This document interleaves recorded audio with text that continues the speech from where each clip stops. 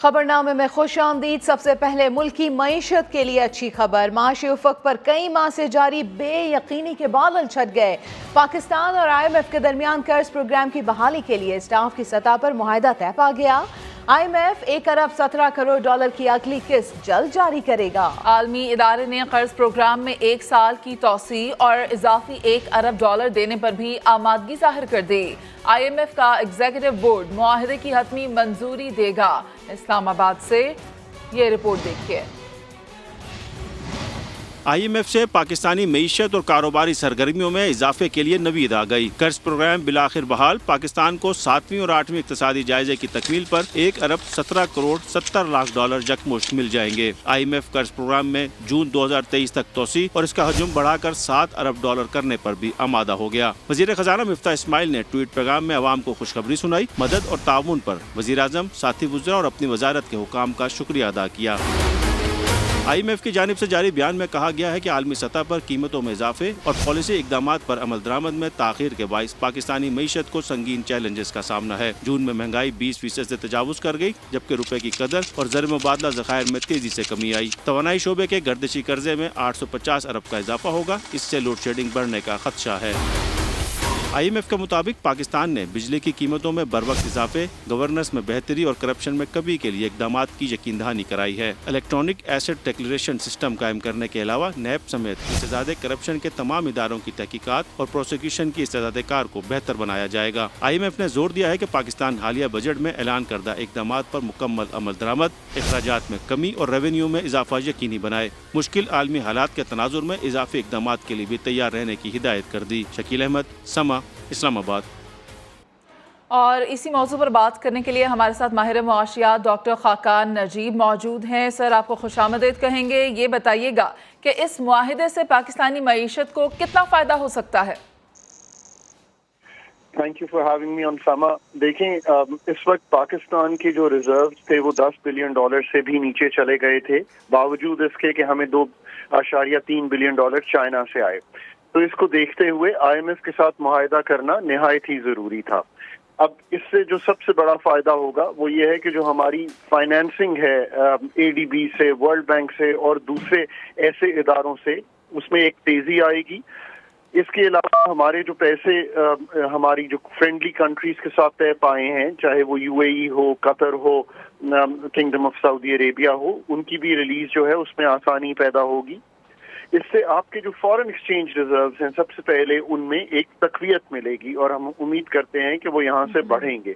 इनके बढ़ने से जो प्रेशर रुपी पे है वो थोड़ा सा कम हो जाएगा और रुपी की दोनों साइड पे मूवमेंट दिखाई देगी। इसके अलावा कई प्राइसिंग चेंजेस होंगे, उसका जरूर लोगों पे बोझ पड़ेगा, बट उम्मीद ये करते हैं कि पावर सेक्टर और दूसरा जो हमारा गैस सेक्टर है उसमें थोड़ी सी तकवीत मिलेगी और एक स्टेबिलिटी सी आ जाएगी।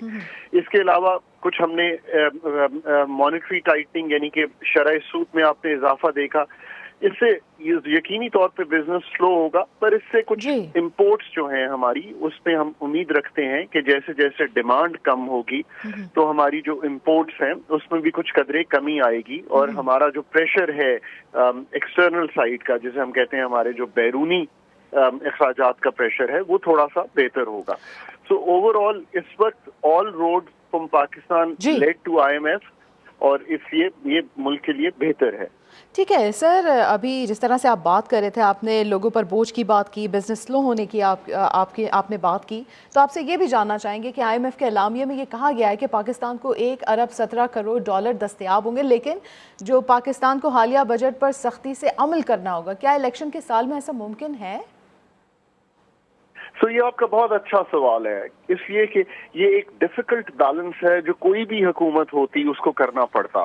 कि एक तरफ तो आप चाहते हैं कि लोगों को रिलीफ दी जाए, एक तरफ आप चाहते हैं कि स्पेंडिंग हो ताकि डेवलपमेंट दिखाई दे, और दूसरी तरफ आप ये भी चाहते हैं कि इस स्पेंडिंग से IMF के जो अहदाफ हैं वो डिस्टर्ब ना हो। So I think government will trade a very difficult balance और ये एक थिन लाइन होगी। और इसलिए मैं कहता हूं कि सिर्फ मुआहिदा कर लेना ही काफी नहीं है। मुआहिदे के जो अहदाफ हैं उनको आगे चल के पूरा करना, जिनमें प्रायर कंडीशंस हैं जो अभी मीट होनी है, जो बेंचमार्क्स हैं आगे मीट होने हैं, टारगेट्स हैं। सो ये एक डिफिकल्ट होगा, बट हमें ये समझना है कि अगला साल जो है वो एक आसान साल ना पाकिस्तान की मईशत के लिए है और दुनिया की जो बाकी मईशतें भी हैं उनके लिए भी ये साल आसान नहीं है। सारी मईशतों को थोड़ा सा अपने डिमांड को कम करना है और आपने अपनी जो डिमांड को कम करना होगा, क्योंकि आने वाला साल जो है वो किसी के लिए भी आसानियां नहीं ला रहा। डॉक्टर खाकान नजीब हमारे साथ मौजूद थे, बहुत शुक्रिया आपके वक्त का। IMF से मुआहदे पर वज़ीर आज़म पाकिस्तान खुशी से निहाल। छोटे पैगाम में वज़ीर आज़म ने कहा वज़ीर ख़जाना मिफ्ता इस्माइल और वज़ीर ख़ारजा बिलावल भुट्टो की क़यादत में वज़ारत ख़जाना और दफ्तर ख़ारजा की टीमें मुबारकबाद की मुस्तहिक हैं। IMF प्रोग्राम उन्हीं की कोशिशों से बहाल हुआ है। डील ज़बरदस्त टीम वर्क का नतीजा है। मुआहदे में मुल्क को मुआशी मुश्किलात से निकालने की मंजिलें तय की हैं। IMF से मुआहदे पर वज़ीर आज़म पाकिस्तान खुशी से निहाल हो गए। ट्विटर पैगाम में वज़ीर आज़म ने कहा कि वज़ीर ख़जाना मिफ्ता इस्माइल और वज़ीर ख़ारजा बिलावल भुट्टो की क़यादत में वज़ारत ख़जाना और दफ्तर ख़ारजा की टीमें मुबारकबाद की मुस्तहिक हैं।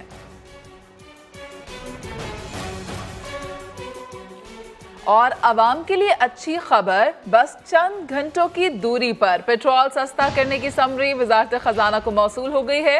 वज़ीर ख़जाना मिफ्ता इस्माइल कहते हैं कि पेट्रोलियम मसनूआत आज ही सस्ती होंगी, 15 तारीख का इंतज़ार नहीं करेंगे। इसी के ऊपर बात कर लेते हैं। शकील अहमद हमारे साथ मौजूद है। शकील अहमद, आगाह कीजिएगा इस बारे में।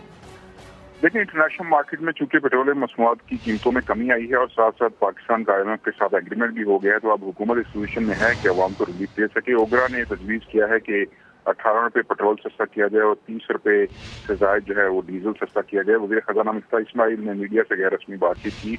उनका ये कहना था कि पेट्रोलियम मसनूआत आज ही सस्ती होंगी। वज़ीर आज़म अवाम को फौरी रिलीफ देना चाहते हैं। पेट्रोल सस्ता करने की समरी हमें मौसूल हो गई है। उनका ये भी कहना था कि पेट्रोल सस्ता करने के लिए 15 जुलाई का इंतजार नहीं किया जाएगा। पेट्रोलियम मसनूआत सस्ती करने पर IMF को इतराज़ नहीं है। IMF के साथ मुआहदा पूरी कौम को मुबारकबाद भी वज़ीर ख़जाना दी है। साथ ये कहा है कि कौम मुश्किल फैसलों में शहबाज शरीफ के साथ खड़ी रही।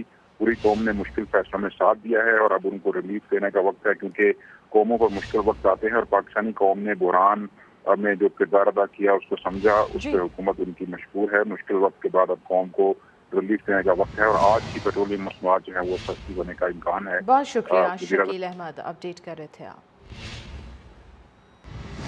नून लीग की नायब सदर मरियम नवाज ने लिया में खिताब के दौरान कहा कि पेट्रोल और डीजल सस्ता हो जाएगा। जो मुश्किल फैसले करने थे कर चुके, अब अच्छे दिन दस्तक दे रहे हैं। महंगाई को रिवर्स गियर लगेगा, जबकि तरक्की 5वें गियर में जाएगी।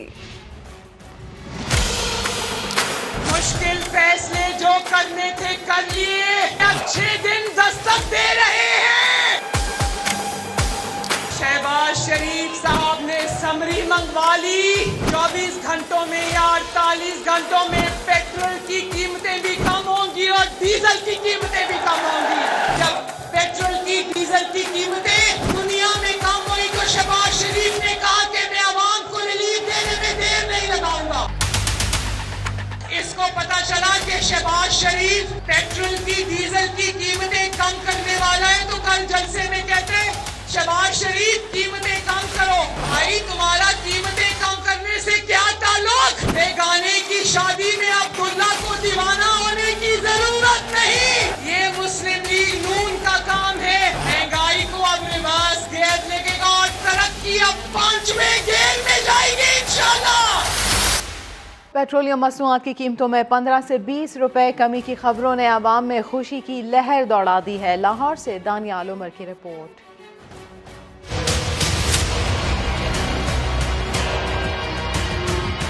आलमी मार्केट में खाम तेल की कीमत में कमी, हुकूमत पाकिस्तान का अवाम को रिलीफ देने का प्लान।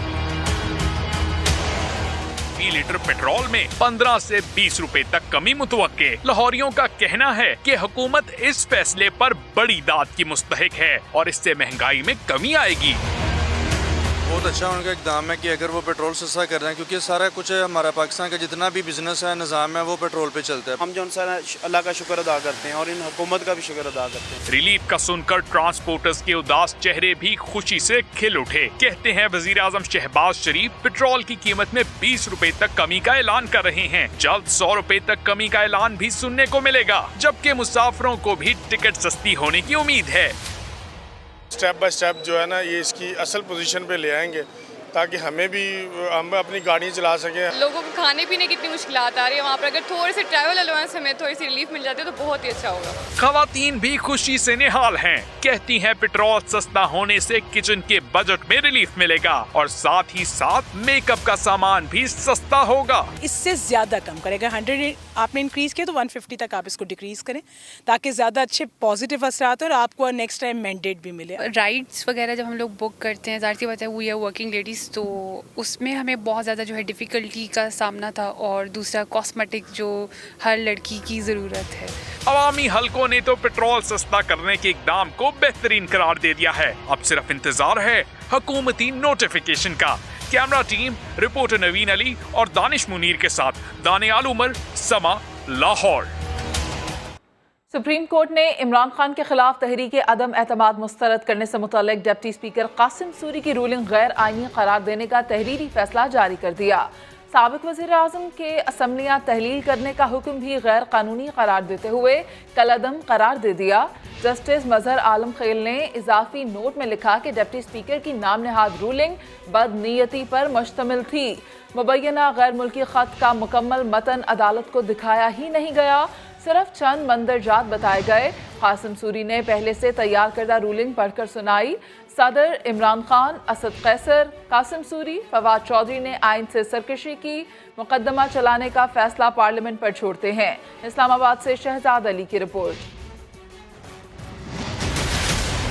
सुप्रीम कोर्ट ने कौमी असेंबली के साबिक डिप्टी स्पीकर कासिम सूरी की रूलिंग के खिलाफ अज़खुद नोटिस का तफसीली फैसला जारी कर दिया। चीफ जस्टिस उमर अता बंदयाल के तहरीर करदा अक्सरियती फैसले का आगाज सूरह अल शुअरा से किया गया। अदालत ने करार दिया डिप्टी स्पीकर की तहरीक अदम एतमाद मुस्तरद करने की रूलिंग का फैसला गैर आईनी है। वजीर आजम का असम्बलियाँ तहलील करने का हुक्म गैर कानूनी और कलअदम करार। डिप्टी स्पीकर की रूलिंग, वजीर आजम और सदर का असम्बलियाँ तहलील करने का इकदाम सियासी जमातों के बुनियादी हुकूक के मनाफी है।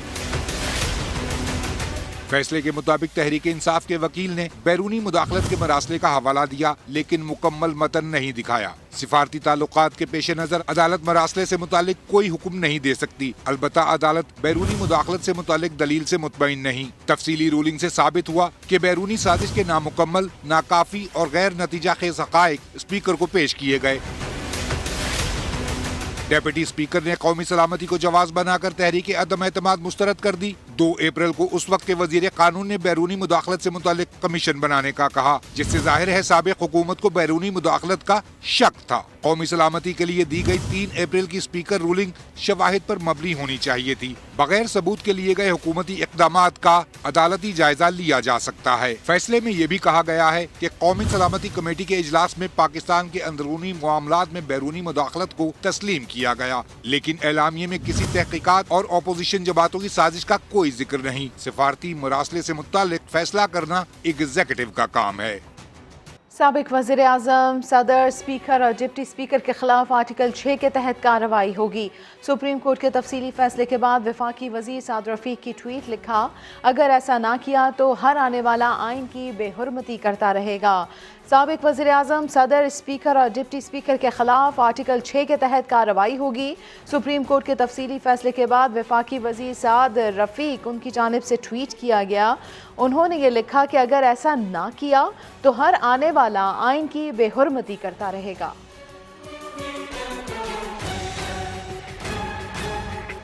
साबिक वज़ीर ख़जाना इसहाक डार का कहना है कि अदालत ने सदर, इमरान खान, असद कैसर, कासिम सूरी और फवाद चौधरी के इक़दामात को आइन से सरकशी करार दिया है। पार्लियामेंट फैसला करे कि उन पर आर्टिकल 6 का इतलाक़ किया जाए या नहीं। जस्टिस मजहर आलम ने अपने इजाफी इख्तलाफी नोट में जो लिखा वो फैसले का तसलसल है। 17 जुलाई को पंजाब के दुश्मन इमरान खान से मुकाबला होगा। पंजाब फरागोगी के हवाले करने का ख्वाब दफन हो जाएगा। मरियम नवाज ने लिया में जलसे से खिताब में कहा, शेर का मुकाबला गीदड़ की लाई हुई महंगाई, करप्शन और नाअहली से है। पंजाब में लूट मार के लिए फितना खान ने खवातीन को टास्क दिया। अवाम के रोने के दिन गुजर गए, अब फितना खान के रोने का वक्त है।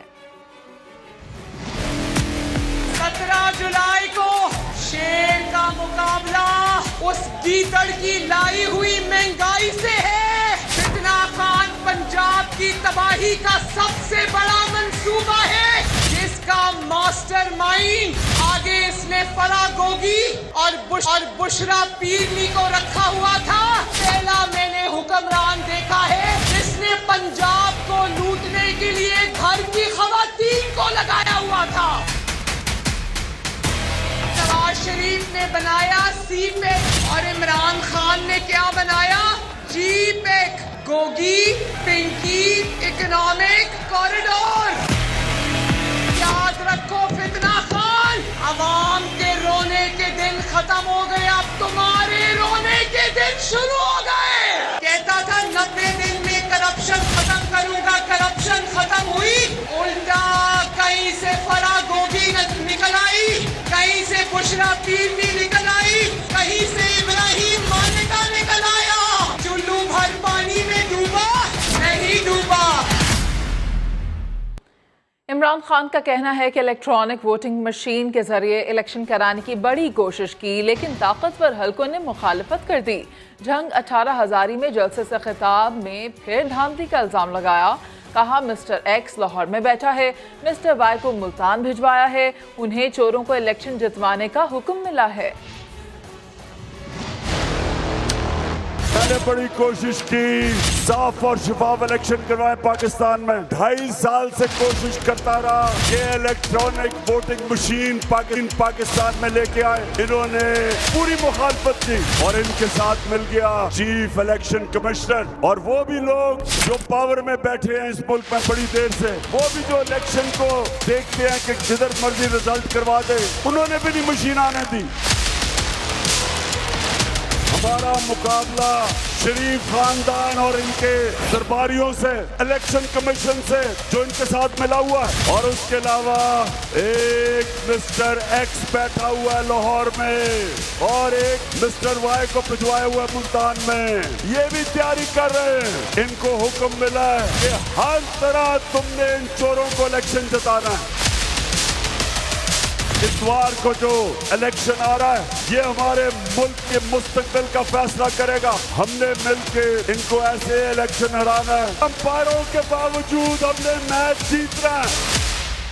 कौमी एहतसाब ब्यूरो नैब ने साबिक खातून अव्वल बुशरा बीबी की करीबी दोस्त फराह खान को तलबी का नोटिस भेज दिया। फराह खान के 8 मुबैना कारोबारी शराकतदारों को भी आज तलब किया गया है। फराह खान के खिलाफ फैसलाबाद में कीमती ज़मीनें कोड़ियों के मोल नाम करवाने पर महकमा इंसदाद बदउनवानी ने मुकदमा दर्ज कर लिया। अरशद अली रिपोर्ट करेंगे। फराह खान के खिलाफ एंटी करप्शन और नैब का घेरा मजीद तंग। एंटी करप्शन ने कौमी खजाने को 52 करोड़ रुपए नुकसान पहुंचाने के इल्जाम में मुकदमा दर्ज कर लिया। फराह खान ने डेयरी एंड फूड कंपनी के लिए सरकारी अफसरान की मिली भगत से 60 करोड़ रुपए मालियत की जमीन सिर्फ 8 करोड़ रुपए में लीज पर ली। कंपनी भी खिलाफे कानून बनाई। नैब लाहौर ने फराह खान की मुबैना बिजनेस पार्टनर्स असद मजीद, हामिद हमीद, मोहम्मद फरीद और शहजाद अहमद समेत 8 अफराद को 14 जुलाई को तलब कर लिया। पार्टनर्स को मुतल्लिका रिकॉर्ड समेत कारोबारी मामलात की तफसीलात के लिए तलब किया गया है। ज़राए के मुताबिक हमेरा, इरफान मलिक, मज़ाहिर बेग और नजर मुर्शिद को भी दोबारा नोटिस जारी कर दिए गए हैं। ये अफराद संटोरा अस्पताल मैनेजमेंट कंपनी में एसएल जमील गुजर के पार्टनर हैं। साथी रिपोर्टर ज़ाहिद खुशकोरी के साथ अरशद अली, समा, लाहौर। फराह खान को नैब के नोटिस का मामला। फराह खान ने वकील के तवस्सुत से अपने खिलाफ कार्रवाई रोकने के लिए नैब को नोटिस भिजवा दिए हैं। मजीद जानते हैं समा के नुमाइंदे अरशद अली से। अरशद, बताइएगा, तलब किया गया था नैब की जानिब से और अब जो फराह बीबी हैं उन्होंने भी कार्रवाई का फैसला किया है, बताइएगा इस बारे। जी बिल्कुल, जो है वो फराह खान की जानिब से जो नैब को ने नोटिस उनको भिजवाए थे, फराह खान ने अपने लीगल टीम के जरिए उनके खिलाफ जो है वो उनको कानूनी नोटिस भिजवा दिया है। अपने वकील की वसातत से ये नोटिस जारी किया गया है। इस नोटिस में ये कहा गया है कि नैब जो है वो एक प्राइवेट शख्स के खिलाफ इंक्वायरी करने का मजाज नहीं है। इसके साथ साथ इसमें यह भी कहा गया है कि कायम मकाम चेयरमैन नैब जो है वो इस किस्म की कार्रवाई का कोई जो है वो किसी शख्स के खिलाफ कार्रवाई करने का अख्तियार नहीं रखते। इसके साथ साथ ये भी कहा गया है कि नैब नोटिस फौरी तौर पर जो है वो मुअत्तल किए जाए और या वापस लिए जाए, वरना जो है वो लाहौर हाई कोर्ट से रजू किया जाएगा।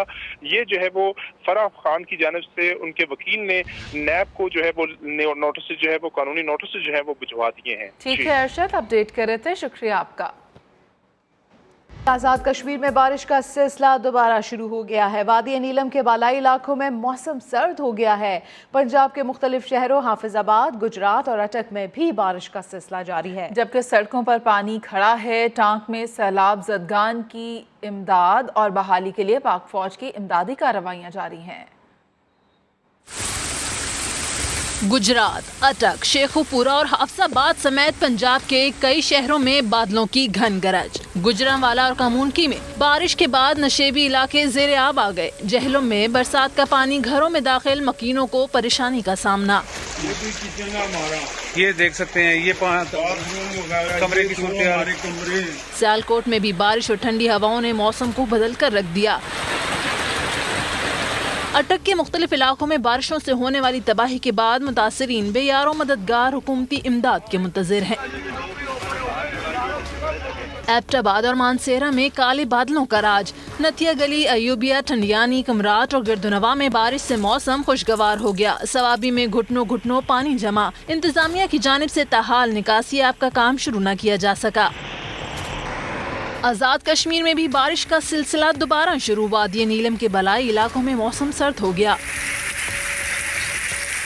टांक में सैलाब ज़दगान की इमदाद और बहाली के लिए पाक फौज का रिलीफ ऑपरेशन जारी है। सैलाब ज़दगान में इमदादी सामान तकसीम कर दिया गया, जिसमें अशियाए खोरोनोश, टेंट, कपड़े और बच्चों के खिलौने शामिल है।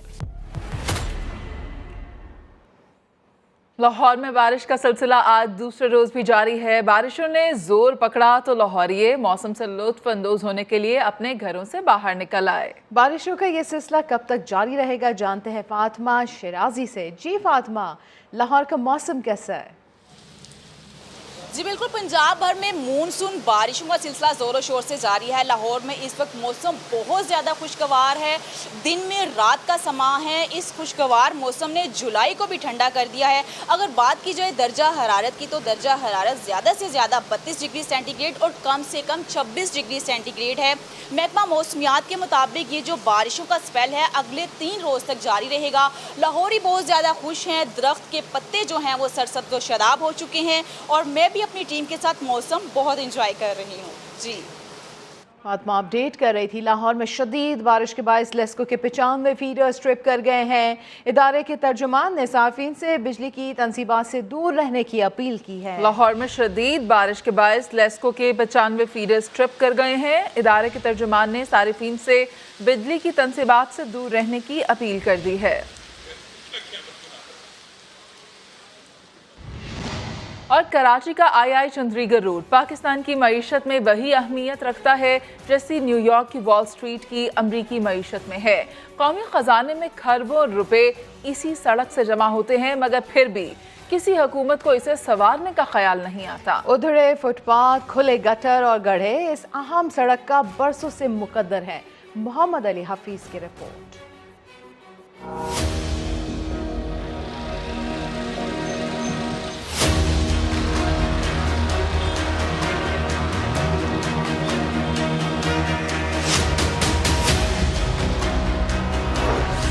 कराची का आई चंद्रीगढ़ रोड पाकिस्तान की वॉल स्ट्रीट।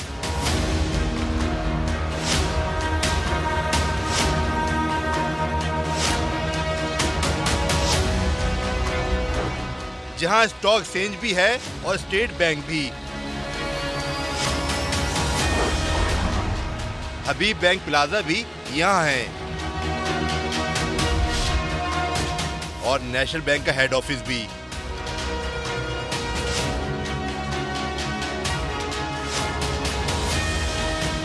बैंकों, इंश्योरेंस और मल्टीनेशनल कंपनियों समेत बेशतर मालियाती इदारों के सदर दफातर भी यही हैं। अरबों नहीं खरबों रुपए का टैक्स यहीं से जमा होता है।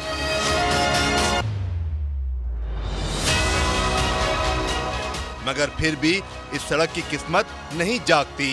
किसी हुकूमत, किसी इंतजामिया को इसे बेहतर बनाने का ख्याल नहीं आता।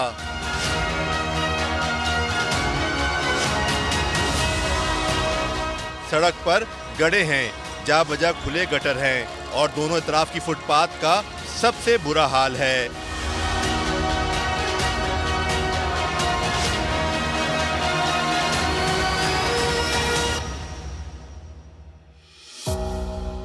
70% 80% कराची रेवेन्यू जनरेट करता है, जो 70-80% जनरेट करता है वो यही रोड है।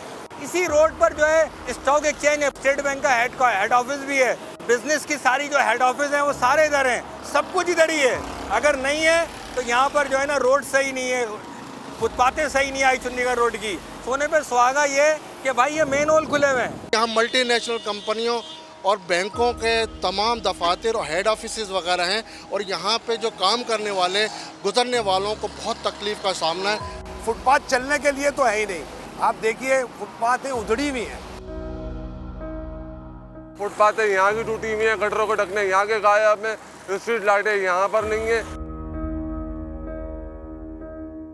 जंग प्रेस से सिटी रेलवे स्टेशन तक दोनों तरफ फुटपाथ की दरख्तों से महरूमी इसकी खस्ता हाली में वीरानी का इजाफा भी कर देती है और पैदल चलने वालों को भी साया तक नहीं मिलता। शाइन कॉम्प्लेक्स से टावर तक दोनों तरफ फुटपाथ तबाहाली का शिकार है और सबसे अहम बात यह है कि हर बरसात के बाद आईए चंडीगढ़ रोड मुकम्मल तौर पे डूब जाती है। 2020 की बारिशों के बाद आईआई चंडीगढ़ रोड कई दिन तक डूबा रहा। 2022 में भी कुछ नहीं बदला। 11 जुलाई की बारिश के बाद भी ये सड़क 2 दिन तक तालाब बनी रही।